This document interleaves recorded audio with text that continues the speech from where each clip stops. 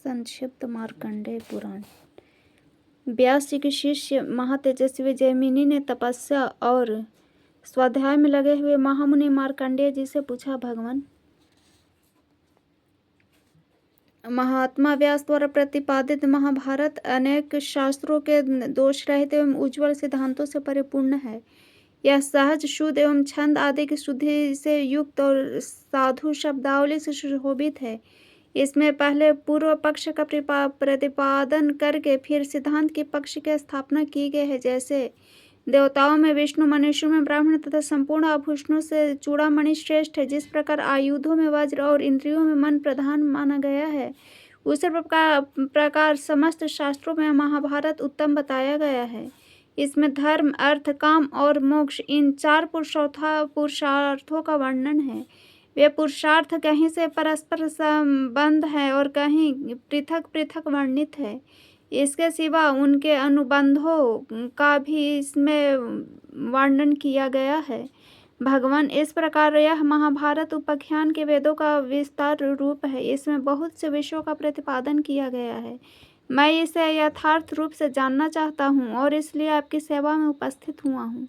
जगत की सृष्टि, पालन और संहार के एकमात्र कारण सर्वव्यापी भगवान जनार्दन निर्गुण होकर भी मनुष्य रूप में कैसे प्रकट हुए तथा द्रुपद कुमारी कृष्णा अकेले ही 5 पांडवों की महारानी क्यों हुई, इस विषय में मुझे महान संदेह है। द्रौपदी के 5 महारथी पुत्र जिनका अभी विवाह भी नहीं हुआ था और पांडवों जैसे वीर जिनके रक्षक थे, वे अनाथों के भांति कैसे मारे गए? ये सारी बातें आप हमें विस्तार पूर्वक बताने की कृपा करें। मार्कंडेय जी बोले, मुनिश्रेष्ठ, यह मेरे लिए संध्या वंदन आदि कर्म करने का समय है। तुम्हारे प्रश्नों का उत्तर विस्तार पूर्वक देना है, अतः उसके लिए यह समय उत्तम नहीं है। जैमिनी, मैं तुम्हें ऐसे पक्षियों का परिचय देता हूँ जो तुम्हारे प्रश्नों का उत्तर देंगे और तुम्हारे स्नेह का निवारण करेंगे। द्रोण नामक पक्षी के 4 पुत्र हैं, जो सब पक्षियों में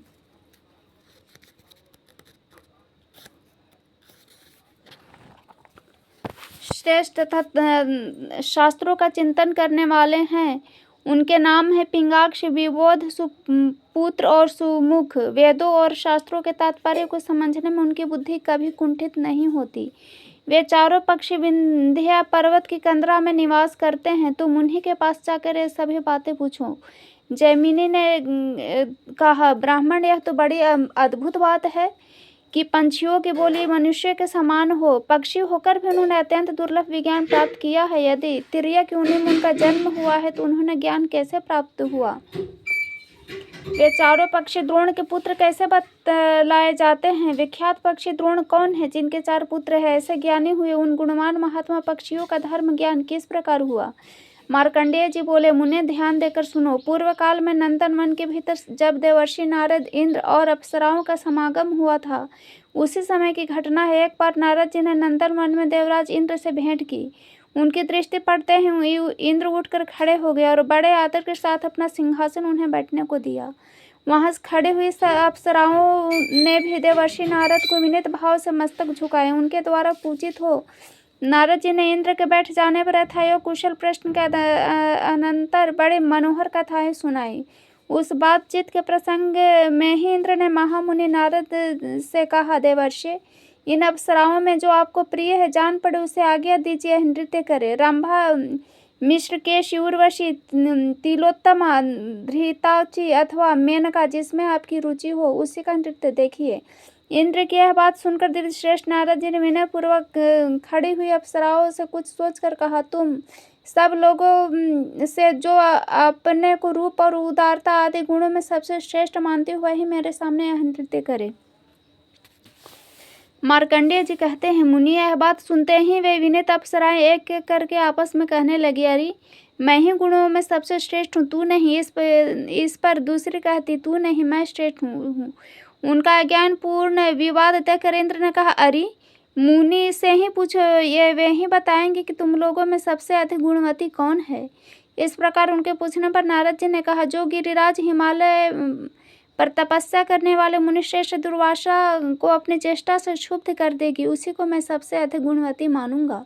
उनकी बात सुनकर सबकी गर्दन हिल गई। सबने एक दूसरे से कहना आरंभ किया, हमारे लिए यह कार्य असंभव है। उन अप्सराओं में एक का नाम वपु था। उसके मन में मुनि को विचलित कर देने का गर्व था। उसने नारद जी को उत्तर दिया, जहाँ दुर्वासा मुनि रहते हैं वहाँ आज मैं जाऊंगी। दुर्वासा मुनि को जो शरीर रूपी रथ का संचालन करते हैं, जिन्होंने इंद्रिय रूपी घोड़ों को उस रथ में जोत रखा है, एक अयोग्य सारथी सिद्ध कर दिखाऊंगी। अपने काम बाण के प्रकार से उनके मन रूपी लगाम को गिरा दूंगी, उन्हें काबू के बाहर कर दूंगी।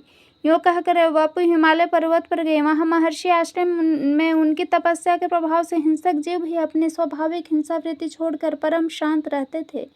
महामुनि दुर्वासा जहाँ निवास करते थे, उस स्थान से 1 कोस की दूरी पर वह सुंदरी अप्सरा ठहर गई और गीत गाने लगी।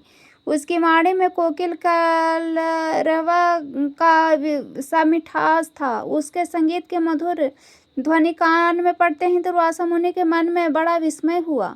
वे उसी स्थान को गए जहाँ वह मृदुभाषिणी वाला संगीत की तान छेड़े हुई थी।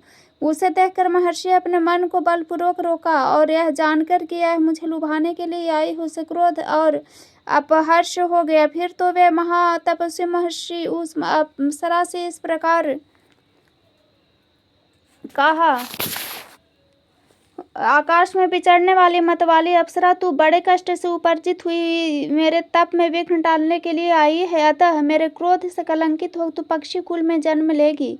ओ खोटी बुद्धि वाली नीच अप्सरा, अपना यह मनोहर रूप छोड़ तुझे 16 वर्ष तक पक्षी के रूप में रहना पड़ेगा। उस समय तेरे गर्भ से 4 पुत्र उत्पन्न होंगे, किंतु तू उनके प्रति होने वाले प्रेम जनित सुख से वंचित ही रहेगी और शास्त्र द्वारा वध को प्राप्त हो शाप मुक्त हो पुनः स्वर्गलोक में अपना स्थान प्राप्त करेगी।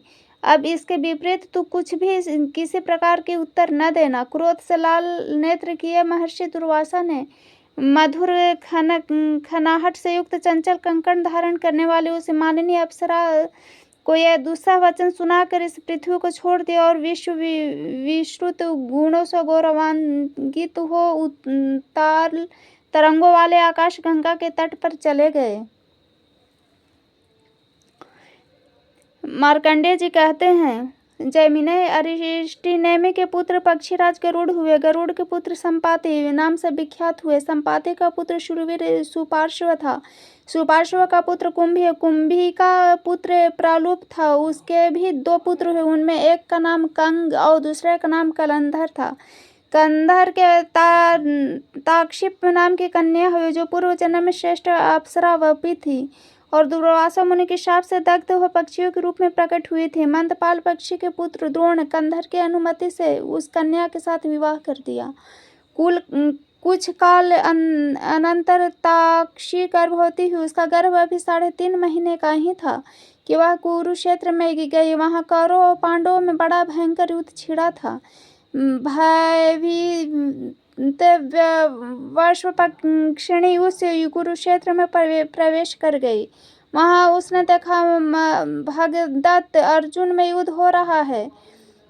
सारा आकाश टिटियों की भांति बाणों से खचाखच भर गया। इतने में ही अर्जुन धनुष से टूटा हुआ एक बाण बड़े वेग से उसके समीप आया, उसके पेट में घुस गया। पेट फट जाने से चंद्रमा के समान श्वेत रंग वाले 4 अंडे पृथ्वी पर गिरे, किंतु उनकी आयु शेष थी, अतः वे फूट न सके।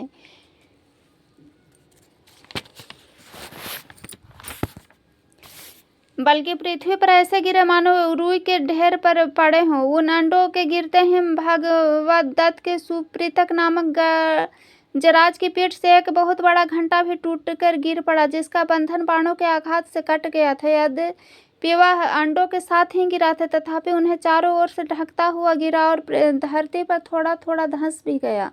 युद्ध समाप्त होने पर जहाँ घंटे के नीचे अंडे पड़े थे, उस स्थान पर शमीक नाम के एक संयमी महात्मा आए। उन्होंने वहाँ चिड़ियों के बच्चों की आवाज़ सुनी। यद्यपि उन सबको परम विज्ञान प्राप्त था, तथापि नीरे बच्चे होने के कारण अभी भी वे स्पष्ट वाक्य नहीं बोल सकते थे। उन बच्चों की आवाज़ों से शिशु सहित महर्षि शमीक को बड़ा विस्मय हुआ। उन्होंने घंटों को उखाड़कर उसके भीतर पड़े हुए उन माता पिता और पंख से रहित पक्षी शावकों को देखा। उन्हें इस प्रकार भूमि पर पड़ा देख महामुनि शमीक के आश्रम आश्चर्य में डूब गए और अपने साथ आए हुए द्विजों से बोले, देवासुर संग्राम में जब दैत्यों की सेना देवताओं से पीड़ित हो मार्ग में लगी, तब उसकी ओर देखकर स्वयं विप्रवर शुक्राचार्य ने यह ठीक ही कहा था। ओ कायरो, क्यों पीठ दिखाकर जा रहे हो? ना जाओ, लौट जाओ। अरे शौर्य सुयश का परित्याग करके ऐसे किस स्थान में जाओगे जहाँ तुम्हारी मृत्यु न होगी? कोई भागो या युद्ध करो, यह तभी तक जीवित रह सकती है जब तक के लिए पहले विधाता ने इनकी आयु निश्चित कर दी है। विधाता के इच्छानुसार जब तक जीव की आयु पूर्ण नहीं हो जाती तब तक उसको कोई मार नहीं सकता। कोई अपने घर में मरते हैं, कोई भागते हुए प्राण त्याग करते हैं, कुछ लोग अन्न खाते हैं और पानी पीते हुए ही काल के काल में समा जाते हैं। इसी प्रकार कुछ लोग ऐसे हैं जो भोग विलास का आनंद ले रहे हैं, इच्छानुसार वाहनों पर विचरते हैं, शरीर से निरोग है तथा अस्त्र शस्त्रों से जिनका शरीर कभी घायल भी नहीं हुआ है, वे भी यमराज के वश में हो जाते हैं। कुछ लोग निरंतर तपस्या में लगे रहते हैं, किंतु उन्हें भी यमराज के दूत उठा ले गए, अमर न हो सके। पहले की बात है, वज्रपाणी इंद्र ने एक बार शंभासुर के ऊपर अपने वज्र का प्रहार किया था। उस वज्र उसकी छाती में चोट पहुंचाई थी, तथापि वह असुर मर न सका। परंतु काल आने पर उन्हीं इंद्र ने उसी वज्र से जब दानवों को मारा तो वे तत्काल मृत्यु को प्राप्त हो गए। यह समझकर तुम्हें भय नहीं करना चाहिए, तुम सब लोग लौट आओ। उनके इस प्रकार समझाने पर वे दैत्य मृत्यु का भय त्याग कर रणभूमि में लौट आए। शुक्राचार्य की कही हुई उपयुक्त बात इन श्रेष्ठ पक्षियों ने सिद्ध कर दिखाया, क्योंकि इस अलौकिक युद्ध में पड़कर भी इनकी मृत्यु नहीं हुई। ब्राह्मणों, भला सोचो तो सही, कहाँ अंडा का गिरना, कहाँ उसके साथ ही घंटे का भी टूटना, और कहाँ मांस, मज्जा तथा रक्त से भरी हुई भूमि का बिछौना बन जाना। ये सब बातें अद्भुत है विप्रवट, ये कोई सामान्य पक्षी नहीं है। संसार में दैव का अनुकूल होना महान सौभाग्य का सूचक होता है। यो कहकर शमीक मुनि ने उन बच्चों को भली भांति देखा और फिर अपने शिष्यों से इस प्रकार कहा, अब तुम लोग इस पक्षी शावकों को लेकर आश्रम में लौट चलो और ऐसे स्थान पर रखो जहाँ इन्हें बिल्ली, चूहे, बाज अथवा नेवले आदि से कोई भय न हो। ब्राह्मणों, यद्यपि यह ठीक है, किसी की रक्षा के लिए अधिक प्रयत्न करने की आवश्यकता नहीं, क्योंकि संपूर्ण जीव अपने कर्मों से ही मारे जाते हैं, कर्मों से ही उनकी रक्षा होती है। ठीक उसी प्रकार जैसे इस समय पक्षी शावक इस युद्ध भूमि में बच गए हैं, तथापि सब मनुष्यों को सभी कार्य के लिए यत्न करना चाहिए, क्योंकि जो पुरुषार्थ करता है वह असफल होने पर भी सत्पुरुषों की निंदा का पात्र नहीं होता। मुनिवर, शमीक के इस प्रकार कहने पर जो मुनि कुमार उन पक्षियों को लेकर अपने आश्रम में गए, जहाँ भांति भांति के वृक्षों की शाखाओं पर बैठे हुए भंवरे फूलों का रस ले रहे थे, और अनेक तपस्वियों के रहने से जहाँ की रमणीयता बहुत ही बढ़ गई थी, विप्रवट जैमिने मुनिश्रेष्ठ शमीक प्रतिदिन अन्न और जल देकर तथा सब प्रकार से रक्षा की व्यवस्था करके उन बच्चों का पालन पोषण करने लगे। एक ही महीना बीतने पर वे पक्षी बच्चे आकाश में इतने उड़ गए कि जितने पर सूर्य के रथ आने जाने का मार्ग है। उस समय आश्रमवासी मुनि कुमार कौतूहल भरे चंचल नेत्रों से उन्हें देख रहे थे। उस पक्षी शावकों ने नगर, समुद्र और बड़ी बड़ी नदियों सहित पृथ्वी को वहां से रथ पहिए के बराबर देखा और आश्रम में लौट आए। तिर्यक योनि में उत्पन्न हुए महात्मा पक्षी अधिक उड़ने के कारण परिश्रम से थक गए थे। एक दिन महर्षि शमीक अपने शिष्यों पर कृपा करने के लिए उन्हें धर्म के तत्व उपदेश कर रहे थे। उसी समय वहां महर्षि के प्रभाव से उन पक्षियों के अंतःकरण में स्थित ज्ञान प्रकट हो गया। फिर तो उन सब ने महर्षि की परिक्रमा की और चरणों में मस्तक झुकाया। तत्पश्चात वे बोले, मुने, आपने भयानक मृत्यु से हमारा उद्धार किया। आपने हमें रहने के लिए स्थान, भोजन और जल प्रदान किया। आप ही हमारे पिता, गुरु और हैं। हम लोग जब गर्भ में थे तभी माता की मृत्यु हो गई। पिता ने हमारी रक्षा नहीं की, आपने ही पधार के हमें जीवन दान दिया है। शैशव अवस्था में हम लोगों की रक्षा की, हम कीड़ों की तरह सूख रहे थे। आपने हाथी के घंटे को उठाकर हमारे संकट का निवारण किया। अब हम बड़े हो गए हैं, हमें ज्ञान भी हो गया, अतः आज्ञा दीजिए, हम आपकी क्या सेवा करें। महर्षि शमीक अपने पुत्र श्रृंगी ऋषि तथा समस्त शिष्यों से घिरे बैठे थे। उन्होंने जब पक्षी शावकों की यह शुद्ध संस्कृत में स्पष्ट वाणी सुनी तब उन्हें बड़ा कौतूहल हुआ, उनके शरीर में रोमांच हुआ। उन्होंने पूछा, बच्चों, तुम लोग ठीक ठीक बताओ, तुम्हें किस कारण से ऐसे वाणी प्राप्त हुई है? पक्षियों का रूप और मनुष्य सी वाणी प्राप्त होने का क्या रहस्य है? पक्षी बोले, मुनिवर, प्राचीन काल में विपुलस्वान नामक एक श्रेष्ठ मुनि रहते थे, जिनके 2 पुत्र हुए, सुकृष्ट और तुम्बरु। सुकृष्ट अपने चित्त को वश में रखने वाले महात्मा थे। उन्हीं से हम 4 पुत्रों का जन्म हुआ। हम सब लोग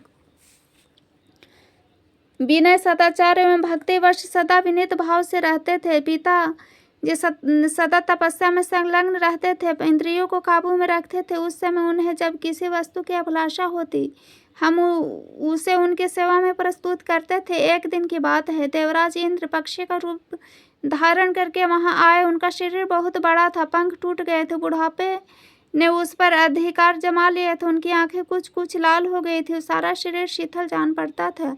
वे सत्य, शौच और क्षमा का पालन करने वाले अत्यंत उदारचित्त महात्मा मुनिश्रेष्ठ सुकृष्ट की परीक्षा लेने आए थे। उनका आगमन ही हमारे लिए शाप का कारण बन गया। पक्षी रूप धारी इंद्र ने कहा, विप्रवन, मुझे बड़े जोर की भूख सता रही है, मेरी रक्षा कीजिए। महाभाग, मैं भोजन की इच्छा से यहाँ आया हूँ, आप मेरे लिए अनुपम सहारा बने। मैं विंध्य पर्वत के शिखर पर रहता था। वहां से किसी प्रबल पक्षी के पंख से प्रकट हुई अत्यंत वेग युक्त वायु के झोंके खाकर पृथ्वी पर गिर पड़ा और मूर्छित हो गया। 1 सप्ताह तक मुझे होश नहीं हुआ। 8वें दिन मेरी चेतना लौटी। सचेत होने पर मैं भूख से व्याकुल हो गया और भोजन की इच्छा से आपकी शरण में आया हूँ। इस समय मुझे तनिक भी चैन नहीं, मेरे मन में बड़ी व्यथा हो रही है। विमल बुद्धि वाले महर्षि, आप मेरी रक्षा के लिए भोजन दीजिए, जिससे मेरी जीवन यात्रा चालू रहे। यह सुनकर महर्षि उन पक्षीधारी इंद्र से कहा, मैं तुम्हें प्राणों की रक्षा के लिए तुम्हें यह ज्येष्ठ भोजन दूंगा। वो कहकर द्विश्रेष्ठ सुकृष्ट ने पुनः उनसे पूछा, मुझे तुम्हारे लिए कैसे आहार की व्यवस्था करनी चाहिए? उन्होंने कहा, मुझे मनुष्य के मांस से मुझे विशेष तृप्ति होती है। ऋषि ने कहा, अरे कहाँ मनुष्य का मांस और कहाँ तुम्हारी वृद्धावस्था? जान पड़ता है जीव की दूषित भावनाओं का सर्वथा अंत कभी नहीं होता।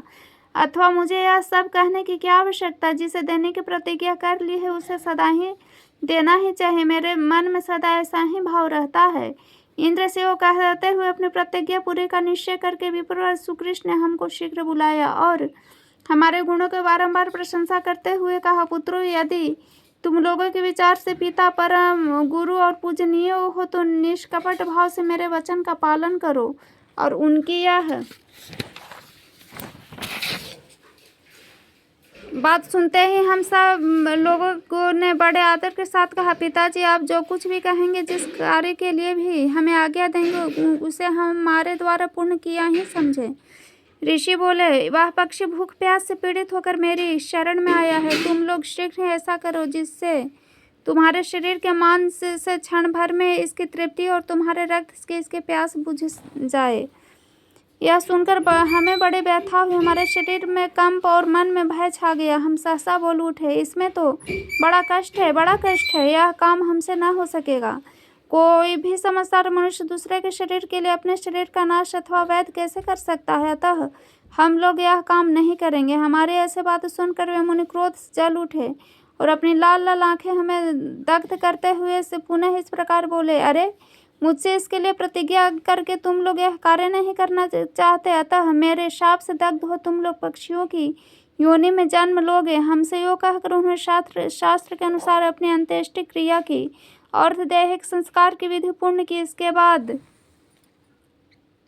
वे उस पक्षी से बोले, खगश्रेष्ठ, अब तुम निश्चित होकर मुझे भक्षण करो। मैंने अपना शरीर तुम्हारे आहार के लिए समर्पित कर दिया है। पक्षीराज, जब तक अपने पूर्ण रूप से पालन होता रहे, यही ब्राह्मण का ब्राह्मणत्व है। ब्राह्मण दक्षिणा युक्त यज्ञों अथवा अन्य कर्मों के अनुसार भी वह महान पुण्य नहीं प्राप्त कर सकता, जिससे उन्हें रक्षा करने से वो प्राप्त होता है। महर्षि का वचन सुनकर पक्षीराज इंद्र ने बड़ा विस्मय हुआ। वह अपने देव रूप में प्रकट होकर बोले, विप्र, मैंने आपकी परीक्षा के लिए यह अपराध किया है। शुद्ध बुद्धि वाले महर्षि, आप इसके लिए मुझे क्षमा करें। बताइए आपकी क्या इच्छा है जिसे मैं पूर्ण कर सकूं। सत्य वचन का पालन करने से आपके प्रति मेरा बड़ा प्रेम है। आज से आपके हृदय संबंधी ज्ञान होगा। अब आपकी तपस्या और धर्म में कोई विघ्न नहीं होगा। यो कहकर जब इंद्र चले गए, तब हम लोगों ने क्रोध में भरे हुए मुनि पिताजी के चरणों में मस्तक नमाकर प्रणाम किया और इस प्रकार का हतात हम मृत्यु से डर रहे हैं।